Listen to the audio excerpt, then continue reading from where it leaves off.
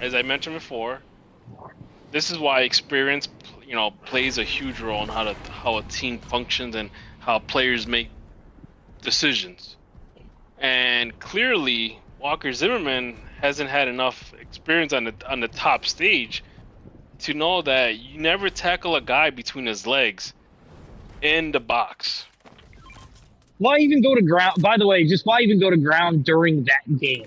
The way that game had been called to that point, why even go to ground? I would have taken 100 times out of 100 Gareth Bale turning him, burning him, and scoring over a penalty. With how many people were behind him, right? There was. Well, not even. I don't even care if he even if he posterized them, megged them, and smashed it upper corner. Would not care nearly as much as the fact that they gave up the penalty. Well, and that's the thing too. I think in his head, he probably thought, well, I've gotten away with it in the past, which MLS refs tend to be garbage anyways. And we've seen calls like that missed all the time. That he figured, okay, I'll do it here. But Premier League is lets them play too. That's a pretty darn rough league. Yeah, well, he's not in the Premier League. He plays in MLS, and you have a Qatari ref that is probably at his biggest game of his life, and he's gonna try to make the right call. It's not like did he even go to VAR to check it out? There was no need. He nailed it literally immediately. And on top of that, Gareth Bale, he's played in some of the best leagues in the world. He knows how this game is played. In some of the biggest games. Yeah, he knows how the game is played. He knows. I know, that's the man that won MLS Cup. Can you believe it? Yeah, well, besides that. Oh my gosh. Well, look at that. He won. He's the one that scored the deciding goal. And that's the thing is, Zimmerman, maybe five times out of 10, he might get away with that in the MLS, but he's not gonna get away with that something like that in the World Cup. So unfortunately, but not that game, not the way that game had been called up to that point. You know what I mean? Yeah. So I don't know. And on top of it, it was like it's a whole bunch of crossing around. Like the U.S. was like just crossing and crossing and crossing, but there was nobody in the box that could get that last touch. And it's like the final ball was missing. The only person who crossed well the entire game was Yedlin. Like the whole first half, that final ball was missing. Because how many times did we see in qualifying crossing over to Pulisic for a header or stuff like that? Like it just that final ball was still missing, and it killed us because we could have very easily been up 3-0 at halftime. But yeah, I don't know, man. I had a good time watching the game. I've already talked about that. Absolutely. It was a fun game to watch. It was unbelievable. Made me very happy. So you catch going down to Navy Pier on Friday or no? No, I'm not going. It's going to be crowded. It's going to be crowded. There's Black Friday shoppers. Downtown's going to be packed. I lived in the city long enough to avoid downtown. Hell yeah. Cool. I went down there in 2014 when they had the big watch parties at Grant Park and stuff, and I had a good time doing that. But yeah, I definitely was not planning on doing the Navy Pier thing. Especially day after Thanksgiving. That's going to be a madhouse. Nah, I might stream that. I might stream that game, watch it on here, and kick it. Sounds like a good one. I was hearing that there was all these soccer bars around the city were packed. There was a line outside the door at a Glow Pub. So, I mean, if you want to go, stand in line and waste your time and overpay for your beer, that's fine. That's if that's what you do, that's fine. But nothing beats staying at home, hanging on your lazy boy, eating your own pizza, and drinking. Being able to smoke when you want to. Yeah. Yeah, fair, very fair.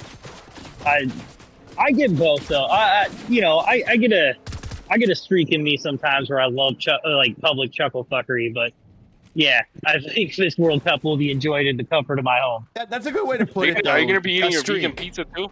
Streaky. Yeah, oh yeah.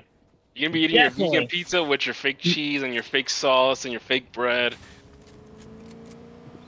Why is the sauce got to be fake? And the bread, you can make that shit vegan, no problem.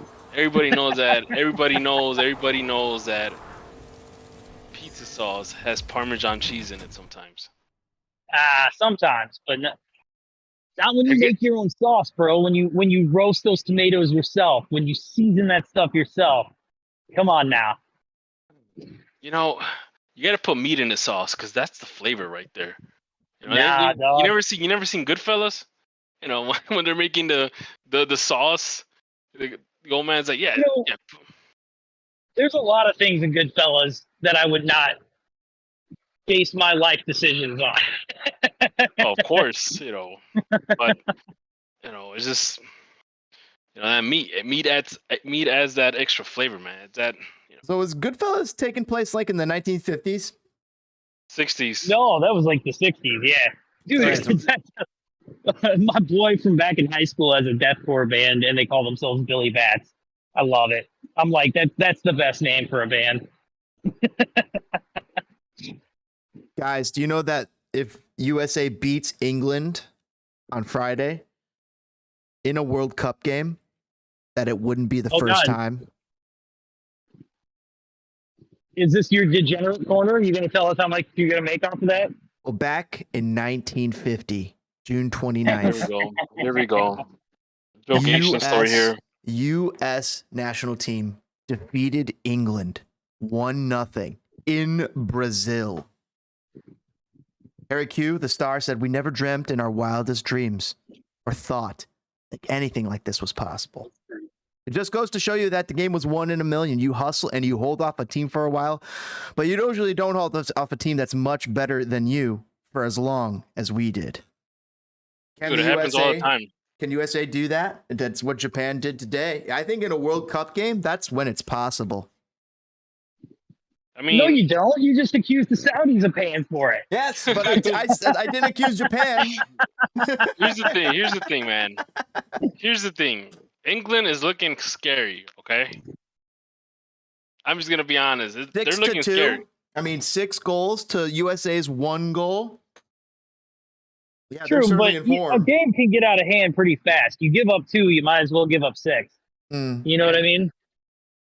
Man, this U.S. team doesn't look like, after the first goal, I think they'll collapse. Just saying. They don't tend to. That's where like Monday was so weird. See, that's the thing. They don't tend to against CONCACAF teams. Uh-oh. They're not gonna collapse against a team like Costa Rica or Honduras or Mexico. I worry that U.S. fans might be underestimating Slabhead. Harry Maguire. The U.S. I've seen him getting the razz, and they're like, oh, he's not. I'm like, he's still way better than anybody in America has. Like, here's the thing. There's U.S. fans that think that we're gonna beat England. There's U.S. fans that think that we're gonna go into the semifinals. But then those U.S. fans probably only watch soccer in the World Cup, or probably only watch MLS, or vice versa. They only watch the Premier League. So, it's a mixed bag. But I think they can. You know what I mean? It's a possibility. It's not like going to be a world shocking. Obviously, anything's possible. I mean, I could walk down the street and trip over a bag full of money. It's possible. Not probable, but it's possible. I would give the odds slightly better than that, but yes, to your point, I understand what you're saying. It's anything's possible. So yeah, I mean, the U.S. could beat England, but it's unlikely. Maybe. The one scary thing is this is not a team that grinds out defensive performances. And so we're gonna need them to be off a little bit. I mean, really, I don't know how. Like, England was not playing well leading up to the World Cup. They even got relegated in Nations League, right? So my thought process is, I don't watch this team enough to know this for sure, but what if we punch them in the face in the first 15 minutes and get a goal? Do they start infighting? Do they start pushing too hard? Does everybody try and beat 6 people opposed to making that good pass? And do we grind it out? I mean, if the U.S. wins like if the U.S. scores like in the first 20 minutes, you know damn well that they're gonna park the bus. Oh, you And they're can't, dude. They're not How good at can parking you? the That's bus. inviting. That's But here's the inviting thing. mistakes. Here's the thing. If the U.S. scores the first goal, you sure as hell better expect a response from England. And if you're gonna play England, head on, you're not gonna win. So this is one of those games that if they score, you better park the bus, because you know what? You're not gonna be able to compete with those guys, because they're gonna be more intent to level the game and win it. So Well, that's where this needs to be dynamic, like of an approach. Which, of course, Greg isn't going to be dynamic with his approach, but you do actually need to take it to them for a while and then lay off for a while and turn it on and off, because they're not going to expect us to come after them at all. They're going to expect what we got in Wales in the first half out of us, and so we can't do that.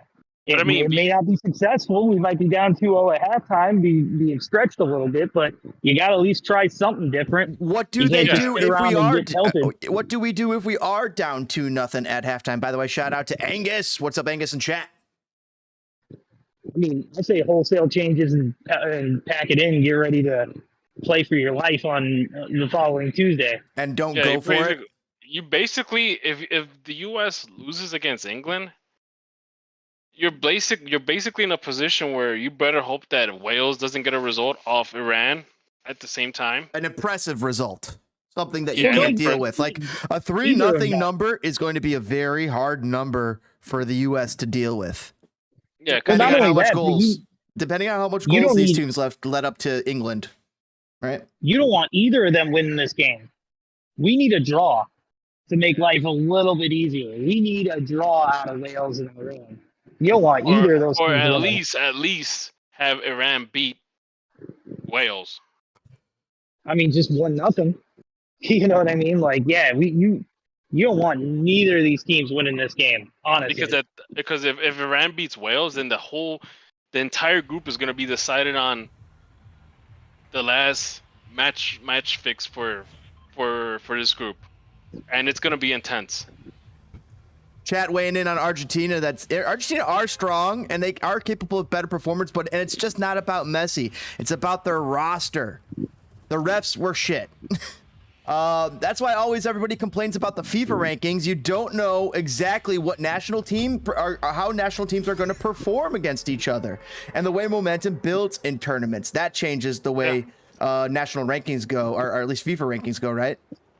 Yeah, well, then again, you saw Spain literally took apart Costa Rica today or yesterday. Oh yeah, they murdered them. Yo, dog, I'm at 4% on my phone, so thank you for letting me slide in here. Yeah, I'm gonna check out the rest of this episode.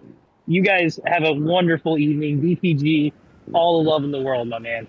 I'm waiting for the day that we actually go see a Fire game at Soldier Field. Gonna have to wait till next season. Yep. I mean, the first game of the season if you want, dog. I'm down. Those cold games. There's something fun about those winter games. Oh, I'm about to say, you better not chicken out on me. Say, oh no, it's too cold for me. Dude, you're from Chicago. The cold should be like second nature to you. I was born in I it. mean, if it's under 40, I'm not standing outside in Soldier Field to watch a team get mollywopped. Well, if you're with me, you can go hang out in the club section. Oh shit! Is champagne and girls? What's going on there in the club section, DPG? Oh, just some good drinks, yo. I can't tell you. I can't. It's shit, members only. I was starting to reveal too much. It's a members only section. I'm down to 3%, guys. I love you. Take care. All right, Toke. Catch Toke out later on his own channel over on YouTube. Greatly appreciate Toke stopping by, talking to the USMNT. I love getting Toke on here when it's the three of us. Yep. We start really spitting some fire then. Chat also saying, speaking of which, what about Mexico? I really don't know if they're even good ever since that friendly game, and they called up like an entirely different roster.